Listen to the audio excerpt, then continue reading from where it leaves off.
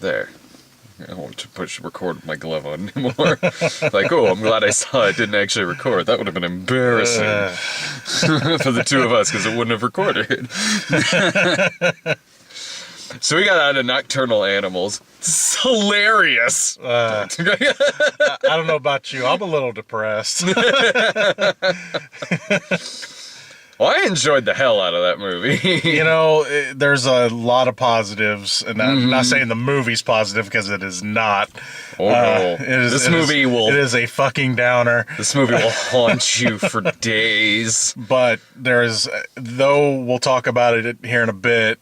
Some of the movie's stronger, at least for me. Some of the movie is stronger than the other parts, but altogether, the story works really well. Told a pretty good narrative, has some great characters. So, what this movie is about is Amy Adams lives a wealthy life running art galleries, and she suddenly gets a manuscript from her ex-husband, who's played by Jake Gyllenhaal, and it's for his new novel, which is called Nocturnal Animals. And it's kind of a dual movie.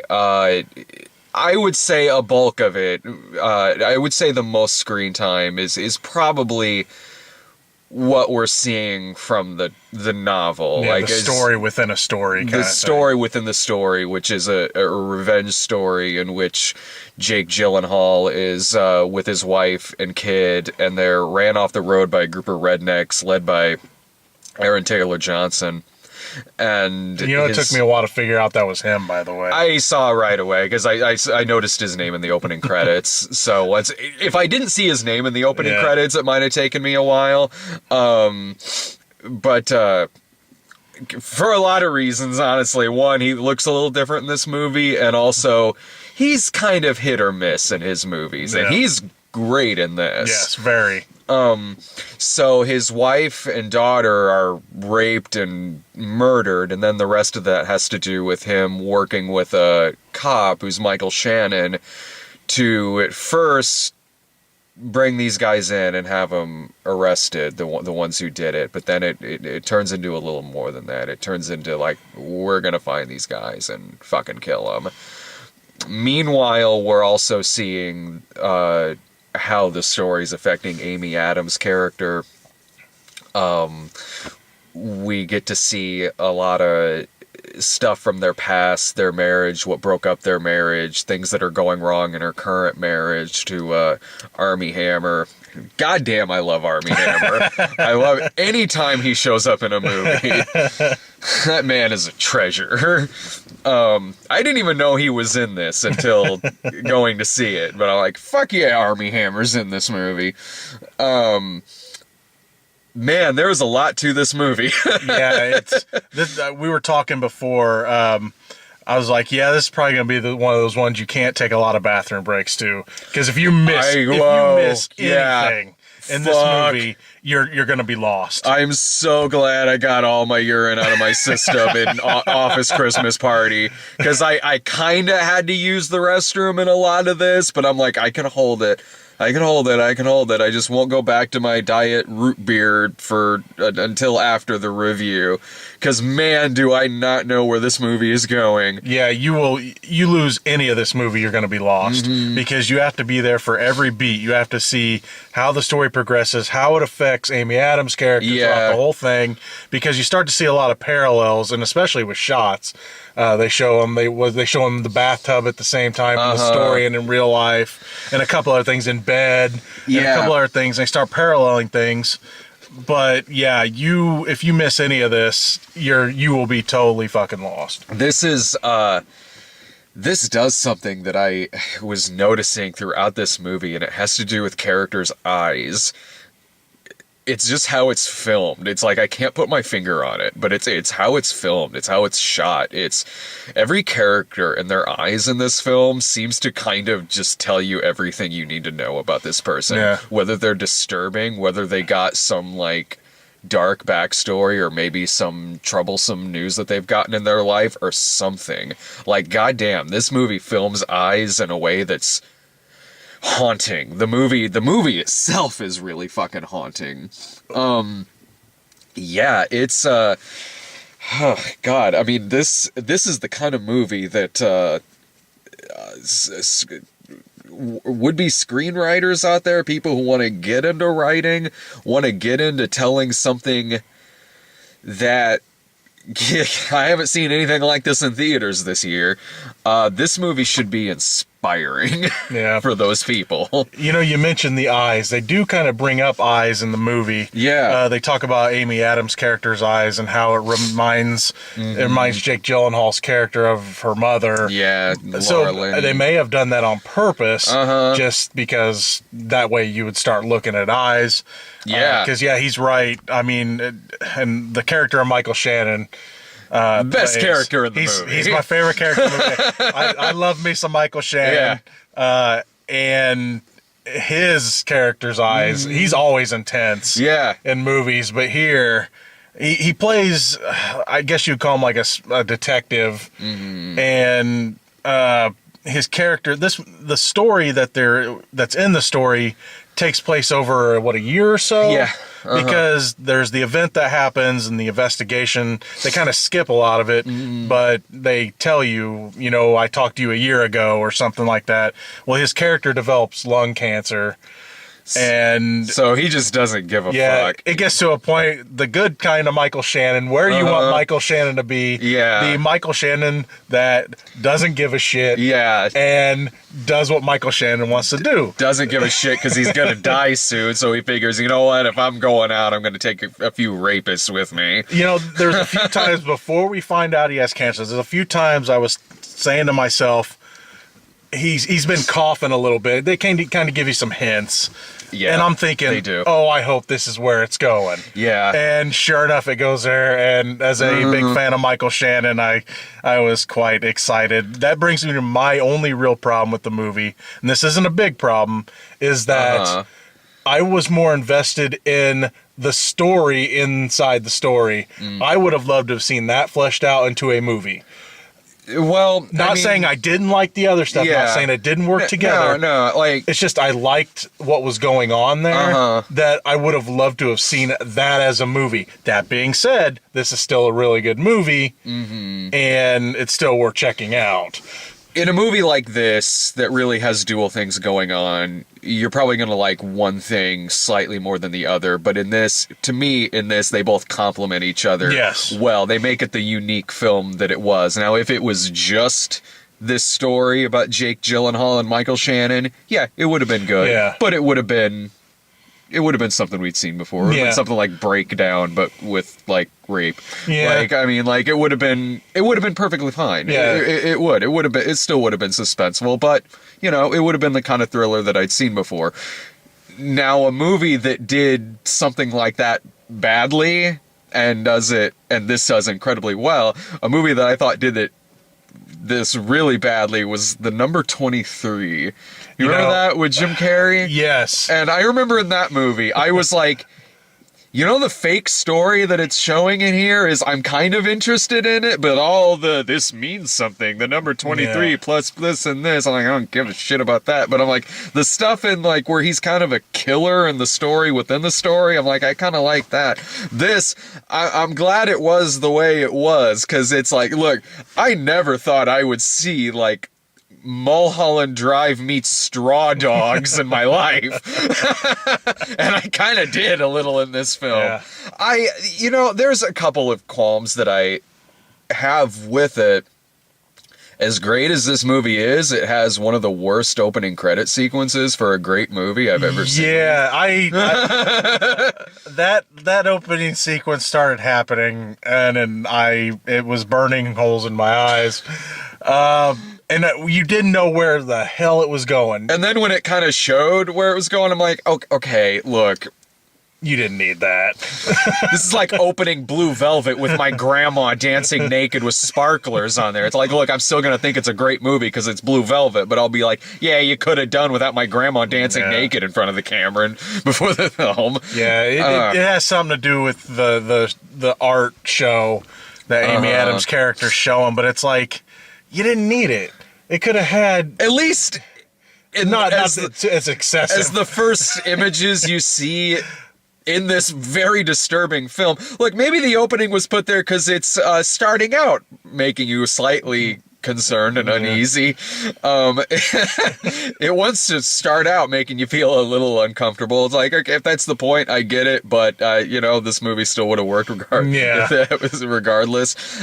Yeah, I would chop that part off. To get into the ending of this movie, from here on out will be heavy fucking spoiler. I mean, we've already kind of spoiled it a little bit, but look, I'm highly recommending the movie. You should, a movie like this is always going to be polarizing. Yeah. Especially with the conclusion of the movie, but I highly recommend the movie. What I really took away from the ending was that, we're showing the Amy Adams stuff and the Jake Gyllenhaal stuff, and we're really seeing how, in a lot of ways, how she kind of fucked him over a little bit.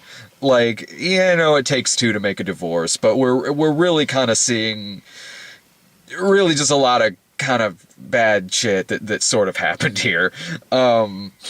And what it looks to me like with Jake Gyllenhaal giving this book is that when she's reading this, she's finally seeing a lot of the fire and energy and passion that she kind of wanted out of him when they were married, when he was trying to be a writer.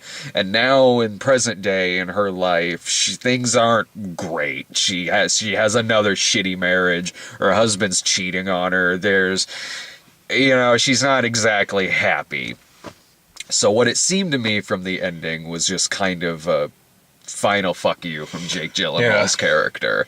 And if that's how I interpret it, and if that's what it is, I get it. To me, that makes sense. Yeah, maybe there's some other things that could also make sense, but with that being said, while this whole movie is going on, you're wanting to see where this is going. You're wanting to see how these two things are going to intersect with each other. And while I'm pretty sure I get the final scene, it is relatively anticlimactic. Yes. Yeah, I don't know. I don't know if I'm going to say expecting more.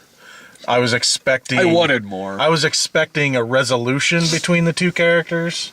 Yeah, and kudos for going against what you would expect or want to expect. Kudos in that regard for trying something different there and still making it to where I'm highly recommending the movie. But when it ended, I was kind of like, okay,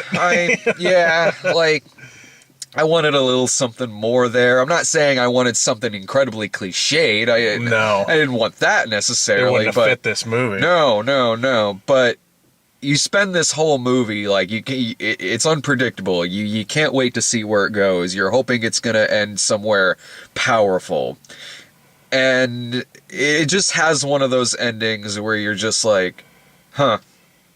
Yeah. All right, guess I'm going to grab my coat now. It's like, oh, hey, there's the credits. Yeah. Yeah. Gotta cuss the black and director. It's like, okay. Like they were trying to do kind of a Gone Girl type thing. Although I did really like the ending of Gone Girl. Me too. I thought that ending was actually pretty fucking haunting. Yeah. I liked that ending better than I liked this one, honestly. But it's not taking away from how much I'm recommending the movie. No, not at all. It's by far one of the most interesting films I've seen of the year. I can't, there's nothing else this year that I could even compare this thing to. It's beautifully shot, wonderfully acted. There are great characters in this. And I do highly fucking recommend the movie. Yeah, me too. I do. It's very entertaining. It's disturbing. It's a disturbing film. Yeah. Very character driven. Love the characters. The story, the way it goes back and forth, it keeps you interested the entire time. Yeah. Though, like we said, the ending's kind of, but it still keeps you there. Yeah. I don't need explosions at the ending. No.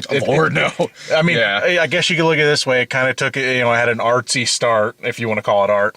Artsy start and an artsy type ending, and like you said, you're taking a chance. Why not?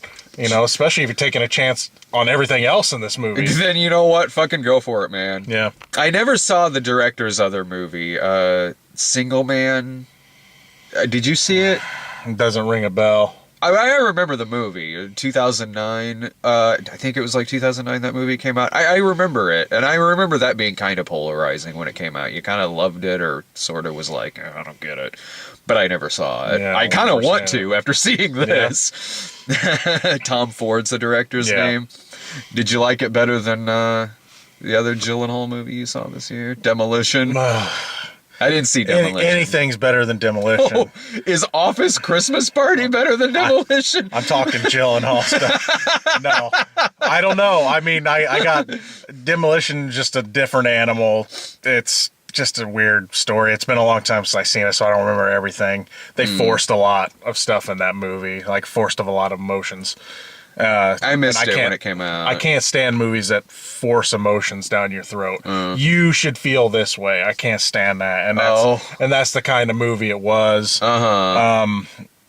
Movies like this that they let you decide how you want to feel. Yeah. I like movies that let you decide how you want to feel. I can't stand when I'm told what I'm supposed to feel during a movie. So, yeah, I see don't, what you mean. I don't recommend Demolition, but you know, Not a lot of people did, I don't think. thankfully, I was a little worried because Gyllenhaal had a good string of movies, and then Demolition came out. But thankfully, you know, this one was good.